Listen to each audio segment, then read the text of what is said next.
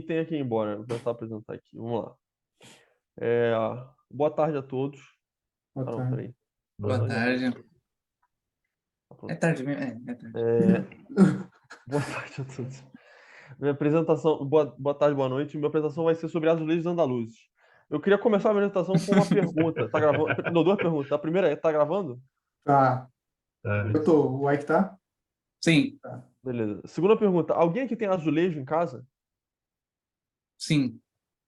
Tem que ser Beleza. azul ou pode Isso ser é, branco? isso é uma piada de Pra- duplo sentido? Não, é só para saber se vocês estão confortáveis com o conceito de azulejo. Eu não preciso Sim. começar do zero. Ah, Mas vocês Você sabe a história do azulejo aí pra contar pra nós, então? Então, eu tô aqui para isso, cara. Eu gostaria Então, do estado da Beleza. arte Vamos lá, daí, vamos lá, dos vamos lá. objetos. não tenho azulejo em casa não, me explica, vai, bora. Eu tenho. Eu vou pedir que todo mundo mute o microfone. Beleza. Então, minha apresentação vai ser sobre azulejos andaluzes. Então, para quem não sabe, mas acho que todo mundo sabe, eu estou vivendo no momento, junto com a Silvia, no país chamado Espanha, que fica no norte do mundo. E nas minhas viagens pelo país Espanha, eu vou para várias cidades e essa história em particular começa na cidade de Sevilha, que fica ao sul da Espanha, numa região chamada Andaluzia. Tudo começou quando nós estávamos indo visitar um lugar chamado Casa Pilatos. Casa Pilatos é o que se chama de uma casa-palácio, que significa que é uma casa de uma pessoa que foi muito rica e que não tinha dinheiro para fazer um palácio de verdade. Dentro desse lugar, ele é um lugar que é interessante de um motivo pela questão arquitetônica, é bonito e tudo mais. É um palácio construído, uma casa-palácio construída no século XV. E o que mais chamou a minha atenção por exemplo, tem estátuas de mulheres segurando vara, tem fontes, tem um moleque estranho segurando a água e principalmente tem as paredes. As paredes internas da Casa Pilatos, elas têm duas coisas que saltam aos olhos. A primeira é que em cima você tem bustos dos imperadores romanos, o que não faz o menor sentido porque é uma casa construída no século XV. E a segunda é que na parte de baixo você tem vários e vários e vários azulejos. E eu não sei exatamente por quê, não sei explicar. Acho que é uma coisa meio carnal, não sei. Mas eu fiquei fascinado pelos azulejos. Comecei a fotografar todos os azulejos. Eu comecei a ver que, por exemplo, todos eles tinham mais ou menos a mesma paleta. Alguns tinham motivos um pouco vegetais, com plantas, parece uma grinalda isso, uma guirlanda. E alguns outros pareciam flores. Alguns outros tinham motivos mais geométricos. Alguns eram uma mistura de tudo. E todos eles eram diferentes. E de fato, depois eu fui descobrir que a Casa de Pilatos ela é interessante não só pela questão arquitetônica, mas ela é um dos maiores museus de azulejos na Espanha, se não me engano, o segundo maior, com mais de 150 azulejos distintos. E eu não sei exatamente por que isso me chamou a atenção, mas acho que também é uma coisa de videogame, que o videogame ele normalmente vem com tile. E eu sempre cresci com essa noção de, tipo, o tile tem um negócio que se repete no Pokémon, sei lá, no Mario, e tudo, e você consegue extrair muita coisa de um azulejo, de um tilezinho, porque você faz um padrão, você se repete ele 1000 vezes, e você tem como uma semente florescendo numa grande árvore. E não sei por que eu comecei a sentir que eu precisava saber mais sobre os azulejos. Então eu comprei um livro sobre azulejos, aprendi sobre a história deles, e nisso tudo também você começa a ver que tem muita história da Espanha aí.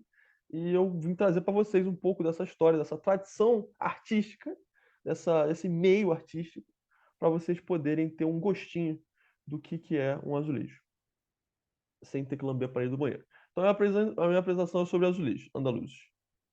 Então, nossa história começa antes de Cristo, 19 anos antes de Cristo, quando uma certa região do mundo foi conquistada pelos romanos. Então, quem foram os romanos aí, para quem não sabe? Os romanos foram um grupo de pessoas que existiram durante muito tempo e que tem vários personagens que são muito famosos da civilização romana. Por exemplo, o Júlio César, esse outro cara, a Esmeralda.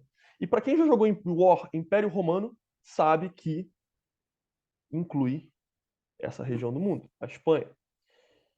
E naquela época se chamava Espanha. Eles não sabiam escrever muito bem, mas eles já tinham esse nome que depois de um tempo vai levar ao que hoje a gente chama de Espanha. Inclusive tem aqui Lusitânia, que era o nome que eles davam para a região de Portugal, que até hoje falam que é os lusos e tudo mais, para referir a Portugal. Então, os romanos conquistaram a Península Ibérica e apelidaram aquela região de Espanha. E uma das artes que eles mais tinham, os romanos, era a arte de fazer mosaicos. E esses mosaicos, eles eram basicamente grandes imagens, que elas eram compostas de pequenas pedrinhas chamadas tesselas. Então, por exemplo, essa palavra tessela para um cubo, que você vai usar para fazer um mosaico, é o que dá, por exemplo, a palavra tesselar, para dividir em pequenas coisinhas, ou também o tesseract, que é o cubo lá, malucão. E eles compunham eles usavam esses pequenos elementos para compor uma imagem maior, que é uma ideia que conceitualmente vai se manter na tradição dos azulejos, apesar de uma forma mais diferente, mas a gente vai ver que vai acabar dando uma volta no fim das contas.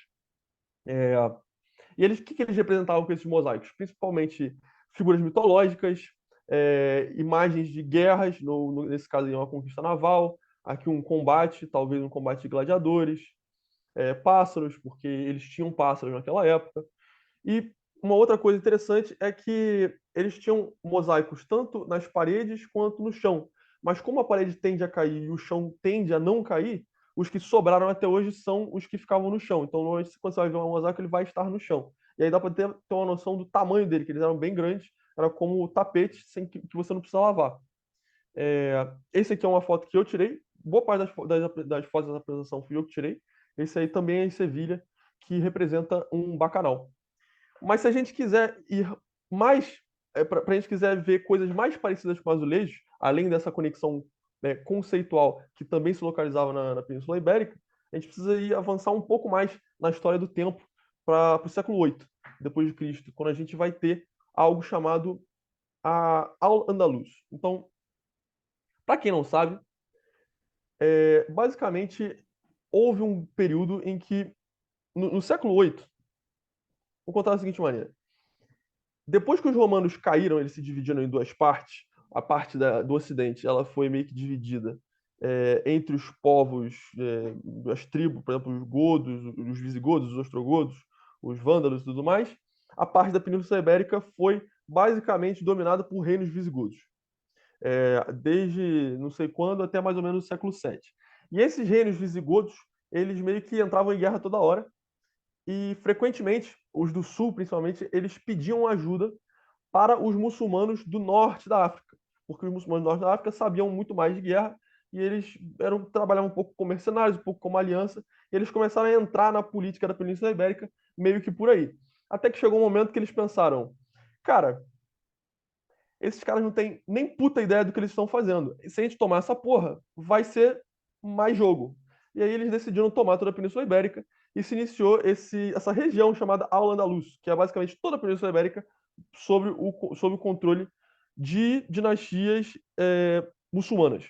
Isso começou no século VIII, mais ou menos 700 e blau, e se seguiu durante mais de 800 anos, dependendo de qual ponto da Península Ibérica que você olha. Então, dependendo do ponto da Península Ibérica, ela foi mais muçulmana do que cristã durante toda a sua existência. O que é uma coisa que talvez nem todo mundo saiba. Mas justamente por ter essa influência política dos povos muçulmanos, também houve muito da sua arte. E, de fato, foi aqui que a gente começa a ver coisas que são mais parecidas com nossos azulejos. Então, essa foto foi tirada na Alhambra, em Granada. Para quem não sabe, é um dos maiores palácios islâmicos que continua existindo hoje, que a gente pode visitar. E você pode ver que boa parte das paredes da Alhambra tem esses azulejos, que eles são, não só esses azulejos, mas peças de cerâmica que se repetem, que têm cores e que compõem padrões que ficam nas paredes. Ou seja, algo muito mais próximo de quem está acostumado com azulejo, apesar de não ter nenhum banheiro lá que eu tenha visto. Às vezes os padrões são mais sofisticados, como por exemplo esse, às vezes menos sofisticados, mas uma grande diferença que a gente tem que ter em conta quando a gente compara os azulejos é que, aqui eu tirei essa foto com a luz batendo, dá para ver melhor. Ao invés da gente ter quadrados, como a gente tem hoje em dia que se repetem várias vezes, cada uma dessas peças é uma peça sobressalente. Então, essa peça preta aqui, vocês conseguem ver meu mouse? Consegue, beleza. Cada peça preta aqui é uma peça diferente que o cara teve que cortar, pintar e botar e colar na parede. Então, é um grande quebra-cabeça feito de peças com formatos completamente diferentes e muitas vezes cores completamente diferentes. Então, você consegue ver que é uma coisa extremamente sofisticada, provavelmente extremamente difícil de se fazer, extremamente custosa e que faz todo sentido que esteja num dos maiores palácios do país, porque não é algo que você consegue fazer de um dia para o outro, mas que fica bonito. Então é algo meio custom made e tal. E a gente consegue ver que toda hora a gente vai ver esses motivos geométricos, geométricos, geométricos. O nome desse tipo de azulejo específico é o alicatado, em espanhol, mas que vem do árabe alicatar, que significa o corte. Ou também pode se chamar de zelij, que depois vai dar origem à palavra azulejo. Então vem daí. E aqui eu botei a foto de dois templos, um cristão e um muçulmano, para que a gente possa se fixar nas suas diferenças. O que eles têm de diferente? Além de tudo, principalmente a questão das figuras. Você vai ver que na esquerda que você tem aqui esse santinho aqui engraçado, esse outro santinho aqui, a gente vai ter a Nossa Senhora em algum lugar aqui, tem várias gente desenhando aqui atrás, vai ter um Cristo aqui no centro. Você nunca vai entrar na igreja que não tem uma porra de um Jesus Cristo. Nunca vai entrar. E você nunca vai entrar na porra de uma mesquita que tenha Alá ou Maomé ou qualquer coisa assim. Por quê? Porque é proibido, segundo a religião islâmica, você representar não só as figuras religiosas, mas qualquer figura. Porque, segundo a lógica deles, é que isso vai acabar fazendo você adorar as imagens e não Alá, vai acabar distraindo as pessoas. Isso sou eu fazendo meus estudos, talvez esteja falando alguma merda, mas foi o que eu entendi. Então, quando existem esses templos, essas mesquitas, eles vão adornar elas de outras formas, frequentemente representando motivos geométricos para meio que inspirar a perfeição matemática de Alá, por exemplo. É uma das coisas. Eles eram muito nerds, os muçulmanos. E eles vão fazer outras coisas também, por exemplo, escrever, isso aqui é tudo árabe escrito, muitas mesquitas têm coisas em árabe escritas. Você vai ter outros motivos, eles vão ter muitos detalhes, principalmente em alto relevo ou em baixo relevo, que é a mesma coisa, só que depende do ponto que você olha. Você vai ter muitas coisas chamadas arabescos também, que eu não sei o que é. Mas basicamente essa é como começa a história dos azulejos. Mas é uma história muçulmana até agora. Até que chega o ponto, a próxima etapa, que é a Reconquista. Então, aos poucos, se a gente voltar, não sei se vocês viram, mas tinha uma parte assim de cima da Península Ibérica que continuava cristã, que não era a Al-Andalus. Essa parte vai aos poucos abaixando, abaixando, abaixando, e eles têm esse processo que se chama de Reconquista, que durou mais de 500 anos, que não é uma guerra, é basicamente uma ideia, no fim das contas, que é a tentativa de expulsar os muçulmanos da Península Ibérica para reconquistar ela em nome de Jesus Cristo. Que é questionável até que ponto você pode reconquistar um negócio que não foi cristão a princípio, mas é a ideologia que eles usavam, porque alguns dos reinos eram cristãos e tudo mais. Mas como se os visigodos fossem, sei lá, os servos de Jesus Cristo, todos eles, né? Mas enfim. Então, aos poucos, eles vão expulsando os muçulmanos, até que no dia 3 de janeiro de 1492, a cidade de Granada cai para os reis católicos e cava o último reduto muçulmano na Península Ibérica. Esse é o fim da Reconquista e a Península Ibérica é toda cristã a partir de agora. E aí, Granada cai, mas ficam muitos muçulmanos, porque eles não mataram todos os muçulmanos ficam e eles têm duas opções. A primeira é se converter para o cristianismo, e os muçulmanos que se convertem para o cristianismo são chamados de moriscos, ou eles podem ir embora, ou morrer. Terceira opção, mas não estou considerando. Muitos deles se convertem ao cristianismo, pelo menos em nome, para poder ficar em lugares que eles vivem há pelo menos mais 10 gerações. E essa nova casta de moriscos, que muitos deles trabalham, são artesãos e tudo mais, eles que vão dar surgimento a essa nova etapa dos azulejos, que se chamam azulejos, pela primeira vez. Então você tem cristãos, que são as pessoas ricas, por exemplo, a Casa Pilatos, ela é de um duque católico, ele vai pagar os moriscos para fazerem uma casa para ele, um palácio que seja muito parecido com um palácio muçulmano. Isso hoje em dia se chama apropriação cultural, naquela época se chamava apropriação cultural. E basicamente você vai ver que os azulejos eles começam a ter duas grandes mudanças. A primeira é que, como todo mundo está pedindo essa porra desse azulejo, ele vai começar a ter um formato mais fácil de reproduzir em massa. Que ele vai começar a ser, alguns são quadrados, outros são retângulos, mas eles deixam de ser todo aquele negócio extremamente elaborado que a gente tinha antes. Então isso é uma coisa. A outra coisa é que eles começam a representar coisas um pouco mais sofisticadas. Porque no alicatado, basicamente a peça inteira era de só uma cor, agora você meio que está pintando em cima do azulejo para você fazer um desenho bonito. Apesar disso, se vocês forem perceber, grande parte deles ainda são geométricos ou florais ou alguma coisa assim, porque quem estava desenhando eram de fato muçulmanos. Então a Casa Pilatos pertence a esse momento em que a Península Ibérica é reconquistada. E você também vai começar a ver azulejo, azulejo, azulejo, azulejo repetindo, e aí no meio, assim, por exemplo, esse que está aqui na esquerda, esse 2, que são as colunas de Hércules, que são um dos símbolos da Espanha. Depois eu posso até explicar por quê, porque é bem legal essa história. Ou aqui também, que é o escudo de Carlos V, a águia bicéfala, que basicamente você põe no meio para você quebrar meio que o padrão, mas para você representar, sei lá, de quem é aquela casa, ou o que aquilo simboliza e tal. Então você começa a ter padrões enquadrados, às vezes você põe um escudo, mas em geral é uma evolução natural do que a gente tinha antes, mas são para cristãos. Isso se chama também arte moderna, que é a arte dos muçulmanos apropriada pelos cristãos. E depois tem o neo-moderna, que é uma outra merda. E uma coisa interessante que é de comentar, que é eu não sei se alguém aqui já tentou pintar uma cerâmica na vida, mas é difícil.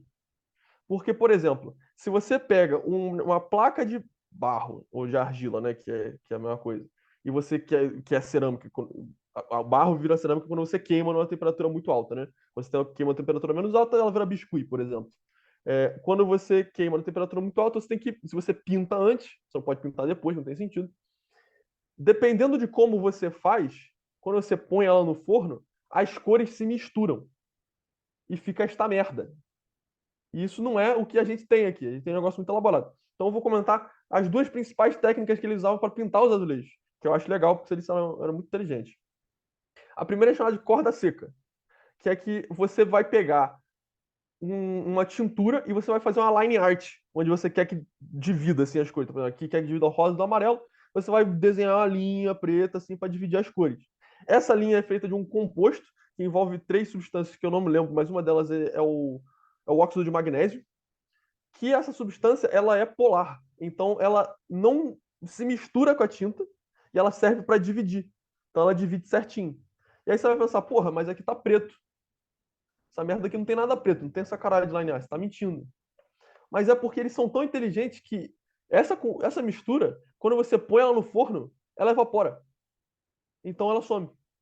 E aí você fica com o barro pela parte de trás. Inclusive, você pode identificar só os dedos de corda seca se você passa o dedinho assim, onde as cores elas se misturam, e você vai sentir a argila por trás.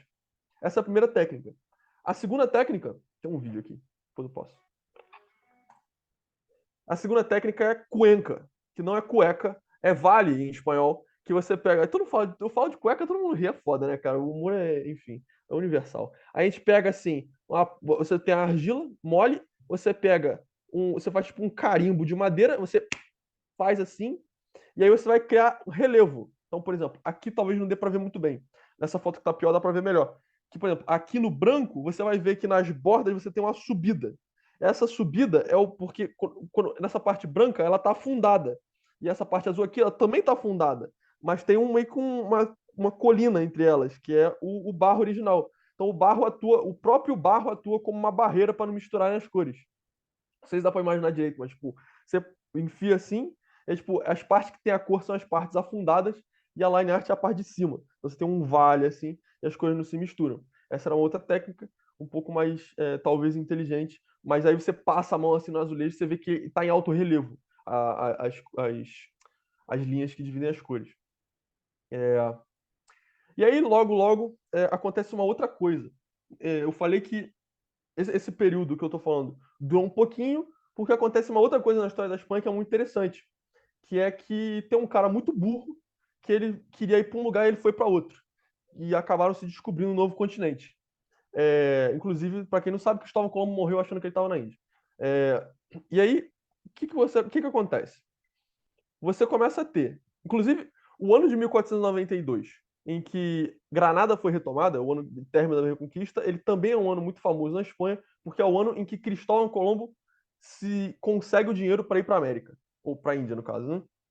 Para fazer sua circunnavegação. Então, essas coisas estão meio que fazendo um overlap até certo ponto. Então, o novo mundo, que é a América. O que acontece? A Espanha começa a ficar muito rica.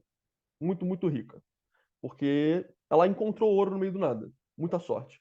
E aí o que acontece?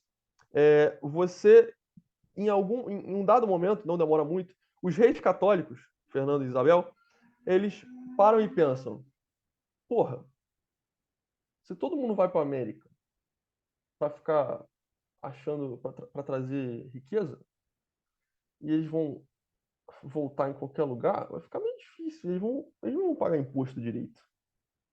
Não vão pagar imposto. Os caras vão entrar com o barco dentro de casa, na garagem, enfiar e foda-se. E aí eles decidem instaurar um monopólio distinto. Eles decidem o seguinte: todos os navios que vão para a América e voltam, eles têm que voltar por Sevilha.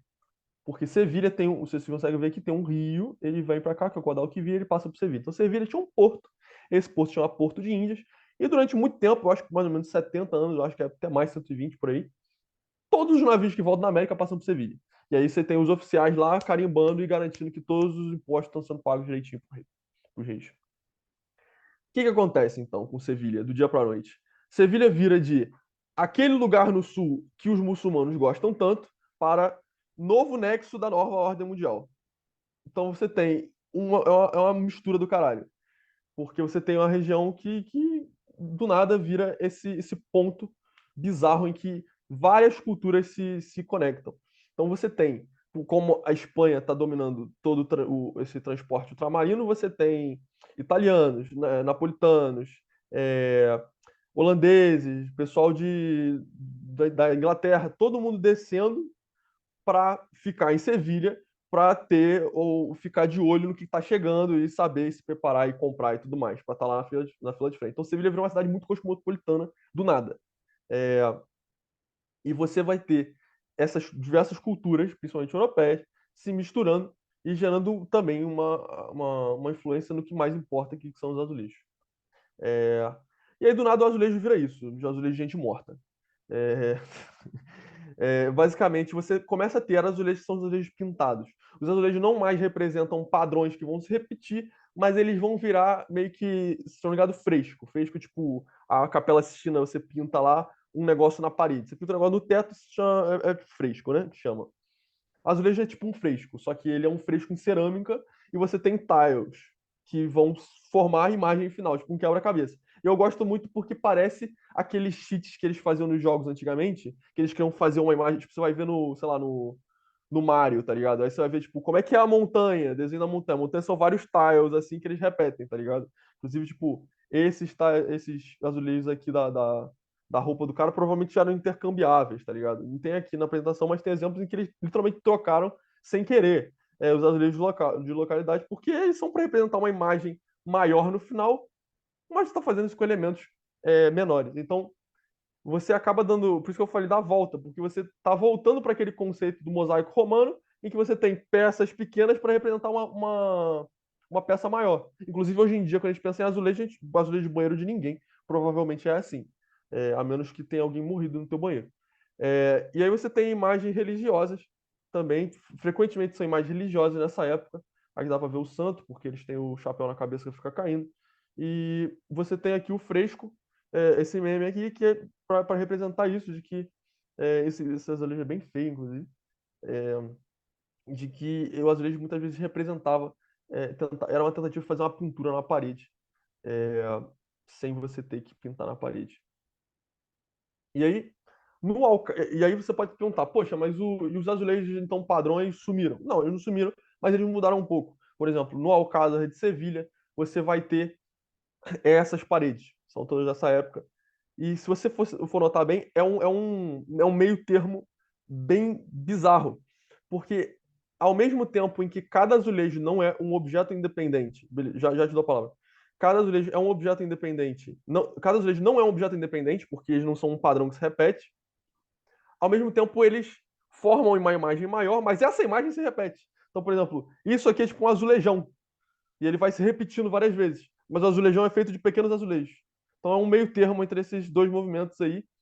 E, de novo, volta para esses motivos meio florais, é, uma paleta de cores bem reduzida. é, Você tem várias flores, várias coisas que parecem ter um pouco uns arabescos, tem umas fitas e tal. Pode falar, Bruno. É nessa casa aí que morava o Pedro Pascal em Game of Thrones? No Palácio de Dorne? Não sei. Posso checar e te falar rapidamente. Esse é o Alcázar de Sevilha. Real Alcázar de Sevilha. É possível. É possível porque várias cenas de Game of Thrones foram filmadas na Espanha. Inclusive, várias foram filmadas em Sevilha. Então é possível. Eu vou te trazer essa informação já já. É, E você também começa a ter, por você estar saindo desse, desse, desse público humorístico que está atuando, e isso já vai ficar claro mais para frente, você começa a ter mais figuras sendo representadas também. Então, por exemplo, aqui tem um moleque pelado, você vai ter uma cobra safada, e você vai ter esse bicho que eu não sei o que é. Você vai ter também esses desenhos aqui, que são muito bonitos, mais gente pelada aqui, Chico Bento, e trouxe mais outros dois desenhos aqui que são muito curiosos. Eu fiquei, tipo, literalmente, tipo, sei lá, uma hora olhando essas porra. Quando eu tava andando lá, tipo, o que que é isso aqui, tá ligado? É um kiwi com uma concha de caracol comendo o olho do outro pássaro que tá de boa, tá ligado? Come meu olho, foda-se. Não tô confundindo. Aqui você tem um outro pássaro que tá, tipo, dando um rasante e comendo o olho. É muito estranho. Aqui é um cara meio que ele tá rindo assim, e tem umas cobras ao redor dele, não dá pra entender porra nenhuma. Parece ter um chapéu de cangaceiro ali, enfim. É, E aí você vai ter um novo movimento, que é o movimento dos azulejos barrocos, que ele vai durar também um pouquinho. E a gente já está logo no século XVII. Tá? Então, o que acontece no século XVII? No século XVII, pode soar um pouco surpreendente para as pessoas aqui presentes. Eu sei que é bem surpreendente. Mas chega um momento em que os moriscos, que eles são os muçulmanos convertidos, que foram deixados viver na Espanha, eles não se integram muito bem na, na civilização, no país da Espanha, na população espanhola, e eles continuam sendo meio que uma casta à parte, assim como, por exemplo, são os ciganos, e são os judeus até certo ponto. Eles não se integram. E existe uma coisa chamada Império Turco-Otomano, que ele começa a surgir. Nesse momento ele começa a ganhar grande relevância, e essa é a desculpa, pelo menos, o salvo muitíssimo engano Filipe II, ele para e pensa, porra, se os turco-otomanos invadirem a Espanha, que pode acontecer, talvez os mouriscos, esses muçulmanos filhos da puta, eles podem fazer uma revolta de dentro para meio que trair o povo espanhol. E isso não é o que eu quero. Então, o que eu posso fazer? Bom, eu posso expulsar todos os mouriscos da Espanha, fazendo uma das maiores migrações forçosas na história da Europa. E é isso que ele faz. Por exemplo, a população na cidade de Valência diminui para 2/3 do que ela era, que 1/3 era morisca. Isso acontece em outras cidades da Espanha também. E tem vários e vários quadros dedicados a isso, são os moriscos sendo expulsos dos barcos e exportados para o norte da África, em geral. É, e com isso, você vai ter uma grande queda na produção de azulejos nessa época, justamente porque os moriscos eram grande parte artesãos e tudo mais. Então, os azulejos nessa época têm poucos, mas eles são, primeiro, de cores mais pálidas, depois eles começam a representar coisas menos religiosas e mais corriqueiras, que é uma grande coisa do barroco. Então, por exemplo, aqui você tem um cara mandando tomar no cu, você tem aqui uma cena de caça ao homem, você tem as mulheres encostando nos passarinhos. Esse aqui é muito legal, que é um panorama da Gran Via de Sevilha. É literalmente uma foto panorâmica, só que é um azulejo panorâmico. É bem legal. Tem as pessoas aqui fazendo as coisinhas e tal. Tipo The Sims. Esse aqui que é a primeira representação que eu conheço de um emo. Eu imagino que os dois estivessem se casando. E essa aqui tá piscando, assim, tá? Parece que tá piscando. Piscando pra você, cara. É, e aí não prestem muita atenção na boca que tá cuspindo essas cortinas em cima. Mas tudo muda com um cara, um cara, um inglês chamado Pickman. Não Charles Pickman. Um Pickman acima dele. O pai de Charles Pickman era que eu não lembro o nome dele, acho que é William Pickman, alguma coisa assim. George Pickman, ele é um inglês que ele vive aí no século XIX, isso em 1800 e blá, em Inglaterra. Ele tem um negócio chamado Pickman Ceramics, Pickman Pottery. Fuck you, Pottery, alguma coisa assim. E aí ele vende cerâmica na Inglaterra. Tem um negócio lá que é bem sucedido. E alguém fala para ele que no sul da Espanha as pessoas gostam de azulejo e que gostam de cerâmica. E ele fala: hum, filhão, vai lá ver o que que é isso. E aí ele envia o filho dele pro sul da Espanha, pro filho dele estabelecer contato, estabelecer uma filial ou algo assim. O filho dele morre 13 anos depois, sem ter feito absolutamente nada. Mas o pai é muito inteligente. Ele fala: minhas fontes não mentem. E ele envia o outro filho dele para morrer também. O segundo filho dele se dá melhor. Ele se chama Charles Pickman. E em menos de 30 anos ele funda a primeira fábrica de cerâmica da história da Espanha. Então você tem um momento aqui em que o azulejo ele deixa de ser algo artesanal e ele passa a ser algo industrial até certo ponto. Ele cria essa fábrica chamada Fábrica La Carturra Pickman. Pickman La Carturra. La Carturra era o nome do monastério, do convento que ele comprou para ele fazer a fábrica dele lá. E existe até hoje, diga-se de passagem. E a gente tem o catálogo de Pickman e dos azulejos que ele vendia. Então o azulejo começou a ser uma coisa que é facilmente produzida e as pessoas começam a ter mais ou menos, não todo mundo, mas é algo que começa a virar mais acessível. E o que que ele decide botar nos padrões dele, do azulejo dele? Ele decide botar mais ou menos a mesma coisa que todo mundo já sabia. Então, por exemplo, aqui é Alcázar. Se chama Alcázar, o padrão do azulejo, e é o azulejo do Alcázar. Ótimo. Apesar desse aqui é quadrado. Esse aqui se chama Carlos, que é do Palácio de Carlos V, uma coisa assim. Esse aqui é. Cadê? Tem um outro aqui, um lugar que eu não tô vendo. Mas ele basicamente. Generalife aqui, por exemplo. Que Generalife é o nome do Jardim da Alhambra. Aí tem esse tipo de azulejo. Ele foi lá, pegou o azulejo, fez o padrão e ele começou a vender. E aí tem vários e vários. Aí tem esse catálogo, tem até os preços, mas eu não botei os preços aqui, tá? Porque eu não sei interpretar eles, quão caro que eram. Mas é bem legal e tem essa amostra aí do que eles estavam produzindo naquela época. Esse catálogo, se eu não me engano, é de 1900 e... Não, desculpa, 1870 e alguma coisa. Enquanto isso, você também tem azulejos mais artesanais para as pessoas mais ricas. Esse aqui acho que é um dos azulejos mais. Ele segue. Nota que ele segue o mesmo esquema de cores, a mesma paleta de cores do Real Alcázar. Porque a pessoa queria ter na casa dela o mesmo azulejo com a mesma paleta de cores do Real Alcázar, porque ela quer se sentir como um rei. Então ela vai botar a mesma paleta de cores. Aqui está muito mais sofisticado. Mas esse aqui é a casa de Los Mensac, que eram dois. Era um duque, um marquês, acho que é marquês. Marquês de Mensac, que fica em Sevilha também. Aqui a carinha deles. E aqui a data em que foi feito. E os anjos pelados aqui, porque eles adoram anjo pelado. Mas, basicamente, você tem esse momento histórico em que duas coisas acontecem também com a Espanha. A primeira coisa são os movimentos independentistas na América Latina. Que a Espanha ela começa a perder. A Espanha, que estava acostumada a ter digamos, um ego bem grande, as colônias dela começam a pedir independência, isso ao longo do século XIX, e ela perde a guerra contra um pequeno país que ninguém conhecia, chamado Estados Unidos da América. E a Espanha começa a perder várias colônias, e basicamente isso destrói completamente o ego espanhol de forma geral. E é um baque enorme, porque o senso de identidade deles meio que se fere muito. E você tem, então, para compensar isso, um movimento historicista. O movimento historicista, ele quer basicamente representar movimentos históricos da Espanha, valorizar a cultura espanhola, a cultura tradicionalmente espanhola, para falar, não, Espanha, Espanha, Espanha, Estados Unidos, Espanha, cara. Eles falam assim em espanhol, no caso. E aí você começa a ter uma valorização um estilo de arte que é tradicionalmente espanhol, e não tem nada a ver com muçulmano, não tem nada a ver com americano, tem que ver por nenhum, que é o azulejo, que é algo que os espanhóis inventaram no século XVII. Então, você começa a ter os azulejos pintados representando coisas históricas. Esse aqui é algo, salvo engano, tem a ver com os romanos, porque eles se associam muito com os romanos. Você tem azulejos de gato, não sei porque essa foto aqui, mas ela é bem legal. Isso culmina na Exposição Ibero-Americana de 1929.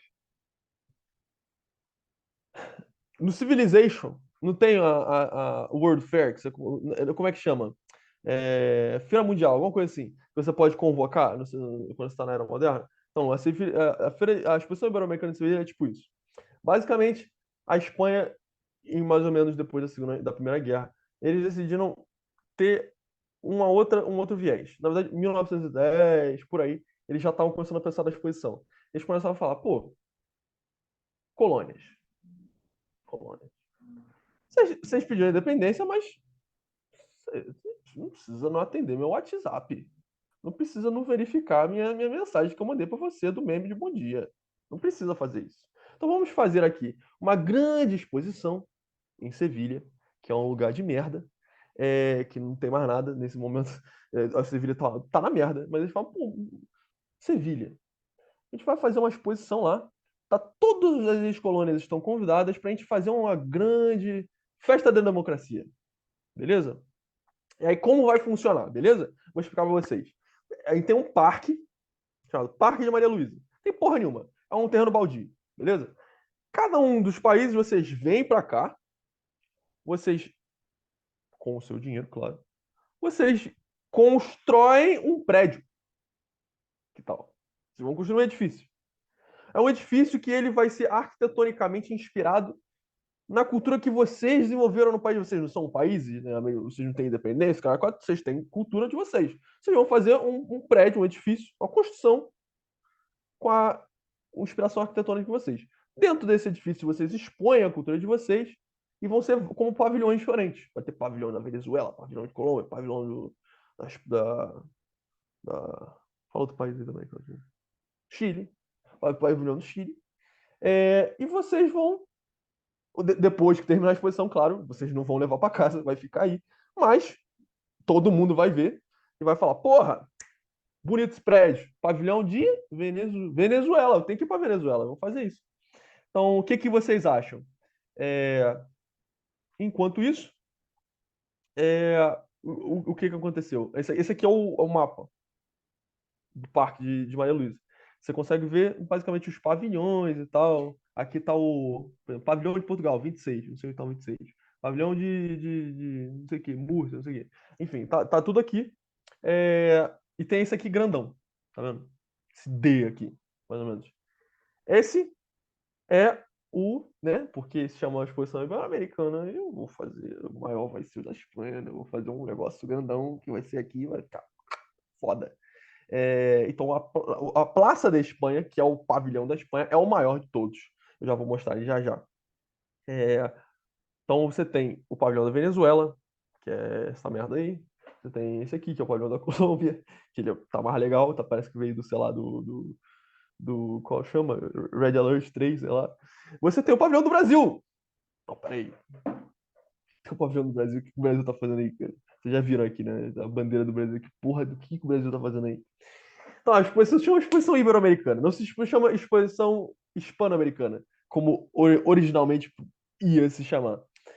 Porque acontecem duas coisas. A primeira é que Estados Unidos ganhou a Primeira Guerra, ficava feio não chamar os Estados Unidos. Então vira americana. Segundo, que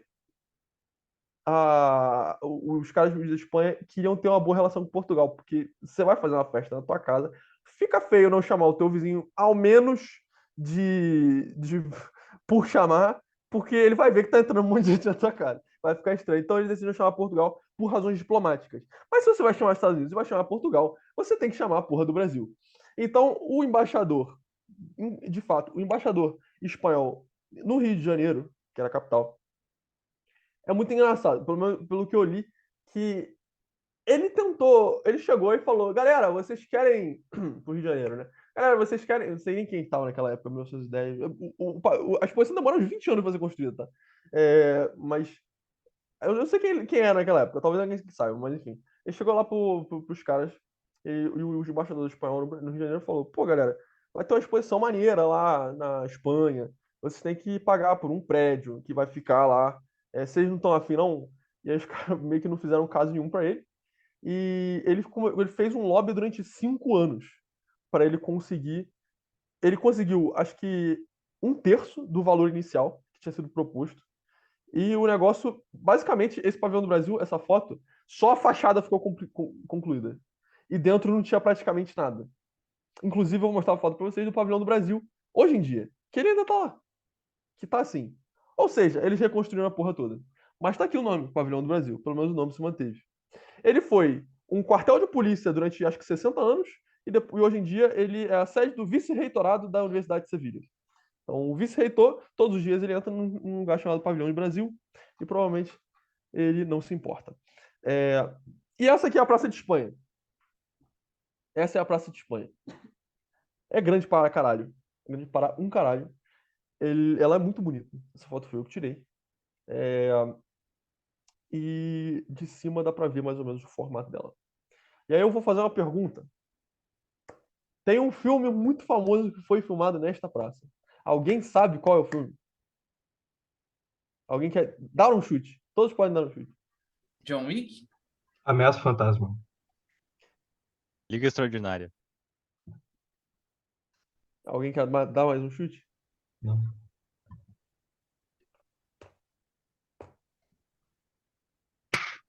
Emily em Paris. Ataque dos Clones. É o Star Wars, não sei qual. É a Padmé Amidala aqui. Ataque dos Clones, Ataque dos Ataque dos Clones. Clones, né? Eu sabia, eu reconheci na hora, só vi o filme. Caralho, é Ela muito tinha nerd. 14 anos quando E você conheceu deve estar Anakin, pensando que que o era maluco senador.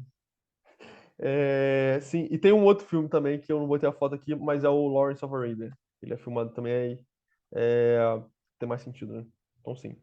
Então, a Praça de Espanha, ela tem muitos azulejos, porque é a praça que tem que representar a Espanha, a tradição cultural espanhola, ela tem muitos azulejos. Tá aí, por exemplo, um banco aqui com a águia bicéfala do Carlos V. Esse aqui é o mais normalzinho, mas você vai ver que nas pontes todas, ela tem 4 pontes, não sei se dá pra ver daqui. Ela tem 4 pontes. Uma, duas, aí 3 para 4 para trás, que são os 4 reinos. É cheio de simbolismo, assim, os 4 reinos, que esse aqui, por exemplo, é a ponte de Aragão. Aí tem os desenhos, assim, tem várias coisas da história de Aragão, tem um símbolo aqui de Aragão. Eu não sei se é símbolo de Aragão de verdade, enfim, ninguém sabe. Então. E aí você tem aqui, por exemplo, esse aqui é o Cervantes, escritor de exposição ibero-americana. Isso aqui é uma cena de algum outro livro que eu já não me lembro. Mas você vai ter azulejos por toda parte, representando esses eventos importantes da história da Espanha. Tem aqui azulejos, isso aqui que parece bonito. Aqui também, bonito.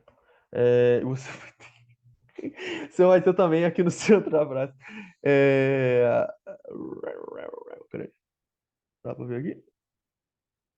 Dá pra ver, não dá? Não dá pra ver. Daqui não dá pra ver, não.